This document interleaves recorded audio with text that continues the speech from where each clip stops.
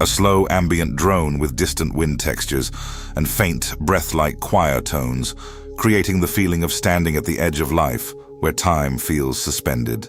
A presence, not a voice. Not a hallucination, not a loved one waiting with open arms. Something unfamiliar, something watching. Across centuries and cultures, reports appear with unsettling consistency.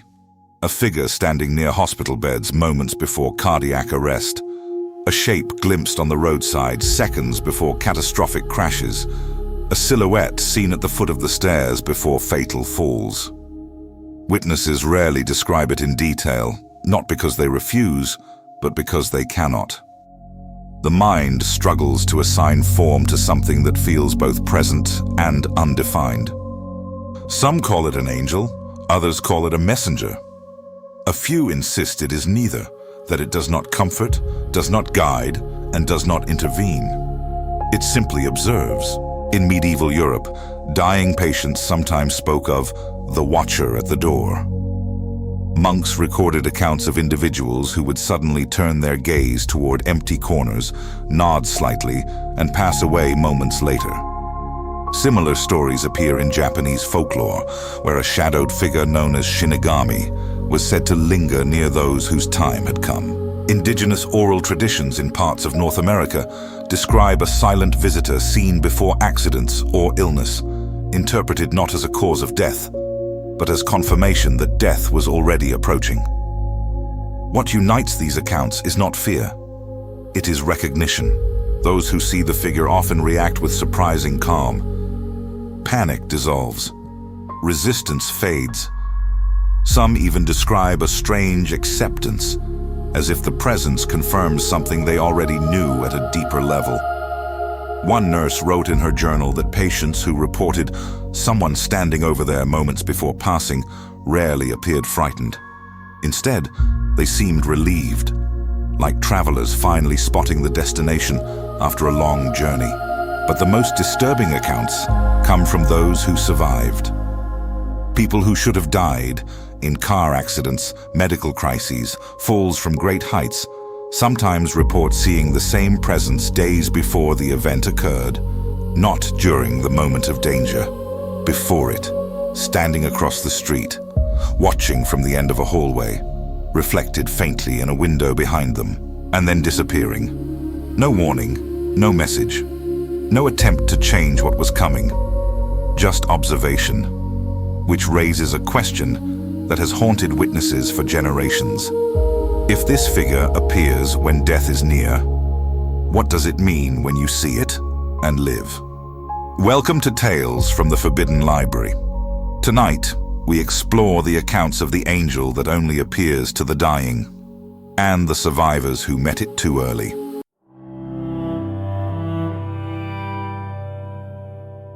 The earliest written references to the figure at the threshold appear in texts that were never intended to be mystical.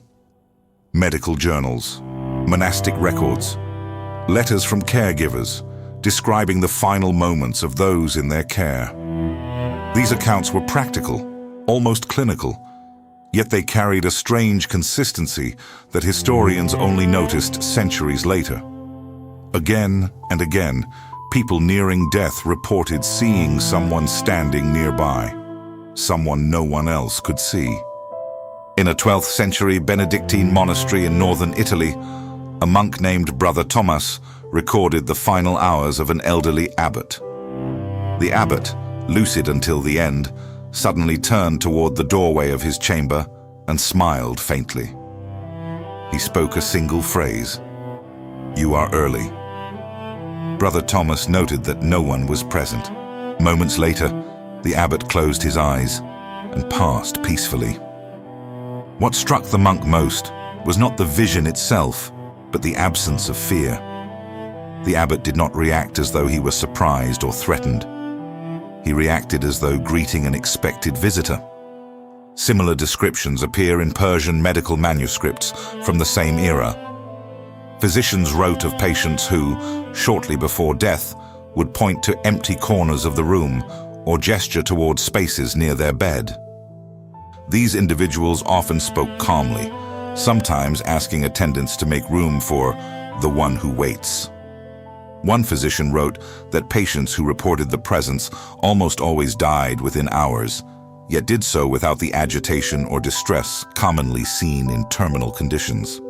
He described it as a quiet surrender that arrives before the body fails. In medieval Japan, Buddhist monks documented encounters with a shadowed figure seen by the dying known as the silent companion. Unlike the fearsome imagery associated with spirits of death, this presence was described as still and neutral, neither malevolent nor comforting.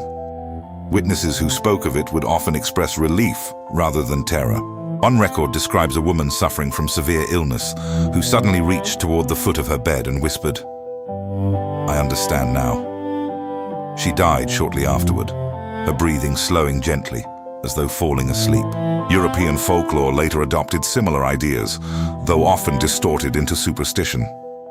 Tales emerged of the Death Watcher, a figure glimpsed through windows or standing near doorways before someone in the household passed. Families sometimes interpreted it as an omen or a curse, yet first-hand accounts rarely described fear. Instead, the dying person themselves appeared unusually calm. Caregivers frequently remarked on the sudden shift, from anxiety to acceptance, that occurred moments after the individual reported seeing someone nearby. By the 19th century, medical professionals began quietly documenting the phenomenon in hospice settings. A British physician named Dr. Henry Wallace wrote of multiple patients who described a figure standing at the end of their beds within hours of death. Wallace initially attributed these reports to hallucinations caused by fever or medication, but his certainty faltered when patients who were fully conscious, lucid, and unmedicated described the same experience with remarkable similarity. Each insisted the figure was simply watching, not speaking, not moving, present in a way that felt undeniable. What puzzled Wallace most was the emotional effect. Patients who had been terrified of dying would suddenly relax after seeing the figure. Some would stop requesting treatment. Others would ask family members to rest, insisting they were no longer afraid. Wallace wrote in his private notes, "If this is hallucination, it is the most merciful one nature has ever produced." Across cultures, languages, and centuries, the pattern remains the same. A silent presence appears shortly before death. The dying person recognizes it, sometimes even welcomes it. And then, with an almost unnatural calm, they pass from life. The accounts do not describe a guide. They do not describe an escort to another world. They describe something simpler, and perhaps more unsettling. A witness. And witnesses, by their nature, arrive when something is about to happen.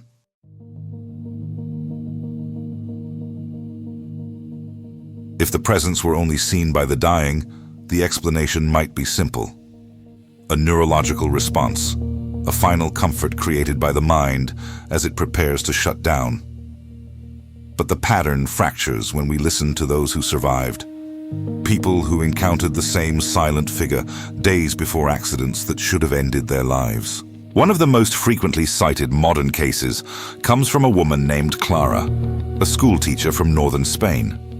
She reported seeing a tall, motionless figure standing across the street from her apartment building one evening while returning home. She assumed it was simply someone waiting for a bus or checking their phone. Yet something about the stillness unsettled her. The figure did not move, did not shift weight, did not react when a passing car's headlights washed over it. When she glanced away and looked back, it was gone. 3 days later, Clara was involved in a severe car collision that left her vehicle destroyed. Emergency responders described her survival as statistically improbable. While recovering, she remembered the figure, not as a warning, but as a moment that suddenly made sense. It wasn't there for the crash, she later said. It was there because the crash was already decided. In another case from South Korea, a university student reported seeing someone standing at the far end of a subway platform late at night. The figure appeared blurred, almost indistinct, yet unmistakably human in outline. He described feeling watched, though not threatened. 2 days later, he fainted unexpectedly while crossing a street and narrowly avoided being struck by a bus. Doctors discovered an undiagnosed heart condition that could have killed him instantly. The student later connected the two events, insisting the presence had appeared before the medical crisis, not during it. Perhaps the most disturbing aspect of these survivor accounts is the emotional similarity to historical deathbed testimonies. Witnesses described the same stillness, the same absence of fear, and the same sense of recognition that emerges only afterward. At the time, the encounter feels strange, but not catastrophic. Only later, when a near-fatal event occurs, does the memory gain meaning. A paramedic in Canada documented multiple patients who reported seeing someone unusual in the days leading up to emergencies. One patient, a construction worker who survived a major fall, insisted he had noticed a motionless figure watching from the edge of a rooftop earlier that week. Another survivor of a severe allergic reaction claimed she saw someone standing silently at the end of her hospital corridor the night before her collapse. Both individuals described identical emotional responses: unease, followed by calm. Psychologists have attempted to explain these experiences as memory reconstruction, the mind attaching significance to unrelated memories after traumatic events. Yet this theory struggles when confronted with the specificity of the descriptions. Survivors who have never met report nearly identical details: a human-like outline, lack of movement, a sense of observation without hostility, and a feeling that the encounter was somehow connected to something inevitable. There are also rare cases where multiple witnesses describe seeing the figure around the same individual before an accident. In one incident reported in a small town in Argentina, several co-workers claimed they noticed a stranger lingering near a colleague's workspace over the course of a week. No one spoke to the person directly. When asked later, each described the same unusual stillness and pale presence. Days afterward, the colleague was injured in a machinery accident, but survived with minimal harm. When investigators attempted to identify the mysterious visitor, no one could recall specific facial features, only the feeling of being watched. These accounts introduce a troubling possibility. The presence does not appear because death is happening. It appears because death is approaching, like a marker placed along a timeline already unfolding. And when someone survives, the question becomes unavoidable. Was the encounter a mistake, or was the outcome changed? If the figure appears only when death is near, what does it mean when the person does not die? It suggests something even more unsettling than fate. It suggests the possibility that destiny itself can shift, and that the witness remains, observing whether the outcome matches what was expected.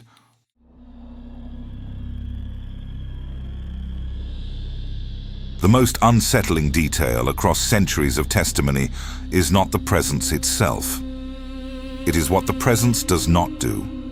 It does not speak. It does not gesture. It does not attempt to intervene. No one has ever reported the figure offering guidance, warning, or comfort in any direct way. It simply stands, watches, and remains until the moment passes. This pattern holds whether the witness is hours from death or days from a near-fatal event. The entity behaves less like a guardian and more like an observer marking an already written outcome. Medical professionals who have encountered these accounts often note a curious phenomenon. Patients who report seeing the figure do not experience heightened anxiety afterward. Instead, they frequently display an unusual clarity. Decisions become simple. Resistance fades. Some stop requesting aggressive treatments. Others express a sudden understanding that their time is limited, even when no diagnosis has confirmed it. The presence does not change their fate. It appears to confirm what the body already knows. In historical records, there are almost no accounts of someone seeing the figure and then avoiding death entirely. Instead, what occurs is more ambiguous. Some individuals survive events they should not have survived. Others die despite circumstances that should have spared them. In both cases, the presence appears beforehand, as if the outcome, whatever it will be, has already been observed somewhere beyond human perception. One medieval chronicle from Prague describes a blacksmith who claimed to see a silent figure standing inside his workshop late at night. The man dismissed the sight as exhaustion. 2 days later, a fire consumed the building. The blacksmith survived, but lost everything he owned. When recounting the experience later, he insisted the figure had not come to save him. "It came to see," he said. "It knew the fire would happen. It only watched to make sure." This interpretation appears again in modern accounts. Survivors often describe a strange sense that the presence was not concerned with their well-being, only with the event itself. A woman who survived a severe hiking accident explained it this way: "It wasn't looking at me like I mattered. It was looking at the moment, like someone watching a clock strike midnight." Psychologists who study trauma responses sometimes interpret this as dissociation, the mind creating an external observer during extreme stress. Yet this explanation fails when encounters occur days before any traumatic event begins. The timing suggests something else entirely. The figure appears not because of fear, but because of proximity to a predetermined turning point. There is also the question of emotional neutrality. In nearly every testimony, the presence feels neither benevolent nor malevolent. Witnesses rarely describe warmth or threat. Instead, they describe something closer to inevitability. The calm that follows recognition resembles acceptance rather than reassurance, as if the mind is aligning with a timeline already set in motion. Across folklore, similar entities exist under different names: psychopomps, death messengers, threshold guardians. But unlike traditional myths, this figure does not guide souls to another realm. It does not escort the dying. It does not open doors. It simply appears, briefly, and disappears once the critical moment has passed. That behavior suggests a purpose very different from mythology's comforting narratives. It suggests the entity is not responsible for death. It is responsible for witnessing it. And witnessing implies something profound, that there is a record, a count, or a moment being acknowledged somewhere beyond human perception. Like a cosmic observer ensuring that what was meant to occur does occur, which leads to the most disturbing possibility of all. If the figure appears only when death is near, and it does nothing to prevent it, then its presence is not a warning. It is confirmation.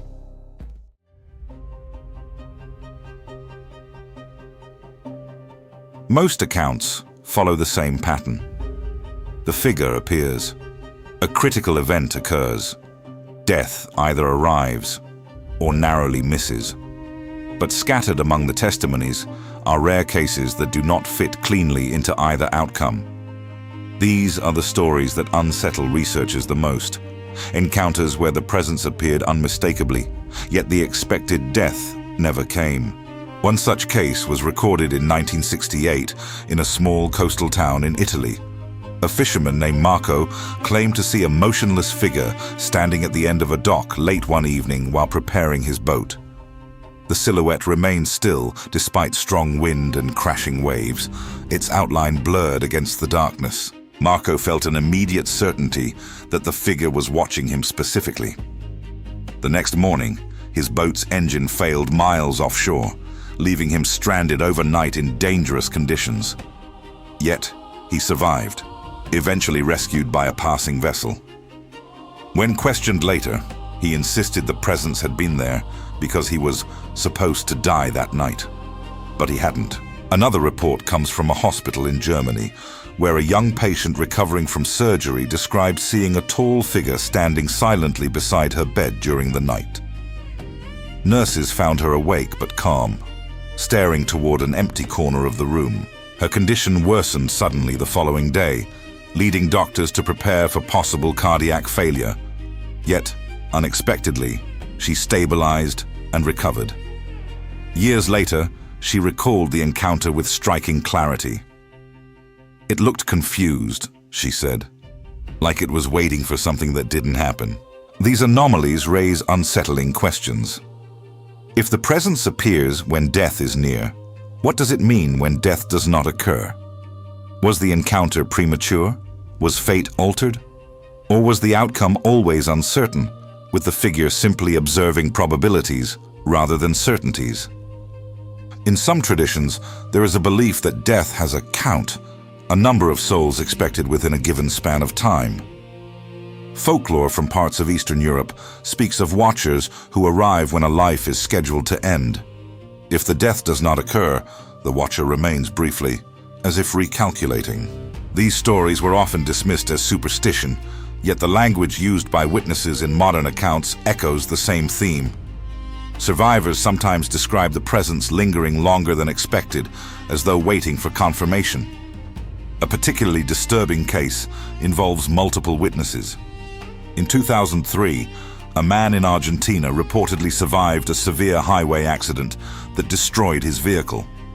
Several bystanders later told investigators they had noticed a silent stranger standing near the roadside moments before the crash. The stranger disappeared immediately afterward.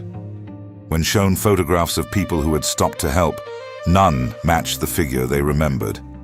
Their descriptions aligned closely with other accounts: stillness, lack of identifiable features, and an overwhelming sense of observation rather than action. The idea that death could be miscounted challenges fundamental assumptions about fate.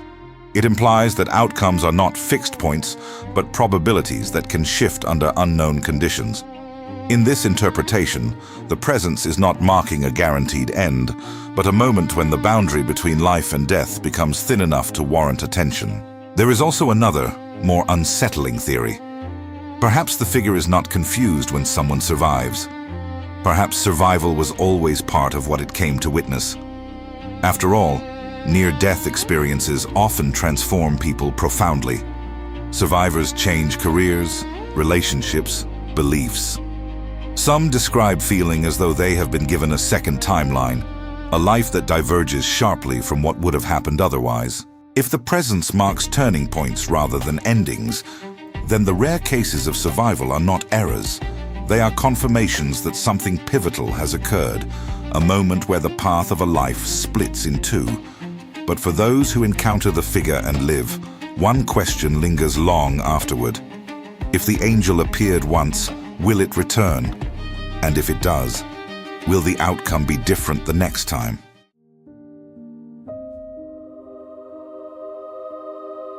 If the figure exists, if even a fraction of these accounts hold truth, then it challenges the way we understand death itself. We are taught to think of death as an event, a moment when life ends. But the testimonies suggest something different. Death may not be a single point. It may be a boundary, one that approaches gradually, becoming visible before it is crossed. And the presence that witnesses it may not belong to either side. Across cultures, humanity has tried to interpret this figure through familiar language: angel, spirit, messenger, guardian. Yet none of these labels truly fit. Guardians protect, messengers communicate, guides lead.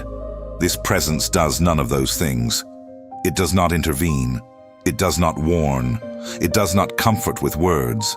It simply appears and watches. That behavior suggests something beyond mercy or judgment. It suggests inevitability. Not the cold inevitability of fate carved in stone, but the quiet certainty of moments that are already forming, like storms gathering long before the first drop of rain falls. When the figure appears, it may not be announcing death. It may be acknowledging proximity to a threshold where outcomes narrow and possibilities collapse into a single path.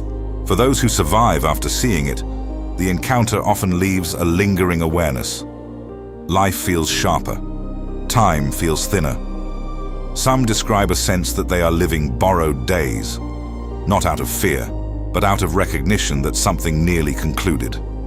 Survivors sometimes change profoundly, as though they glimpsed a version of reality where they were no longer present and returned with that knowledge still echoing inside them.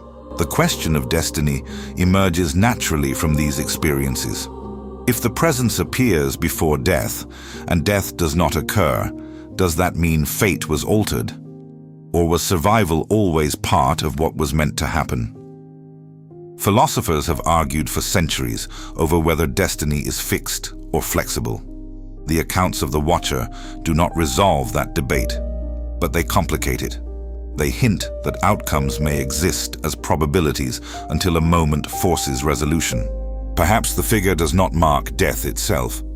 Perhaps it marks significance, moments where existence could shift permanently. Births, endings, transformations, points where the timeline of a life narrows so sharply that something beyond human perception takes notice. And that raises the most personal question of all. If one day you glimpse someone standing silently across a room or watching from the edge of your vision, and the feeling that follows is not fear, but recognition, what does that mean? Is it mercy? A presence ensuring you are not alone when the boundary approaches? Is it fate? Confirmation that a moment already decided is drawing near? Or is it something beyond both? An observer of possibility itself? No one knows.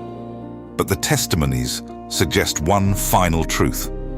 If you see it, you are closer to a turning point than you realize. And whether that turning point is an ending or a continuation may not be decided yet. Welcome to Tales from the Forbidden Library, where some stories do not end, they simply wait for the moment you are ready to understand them.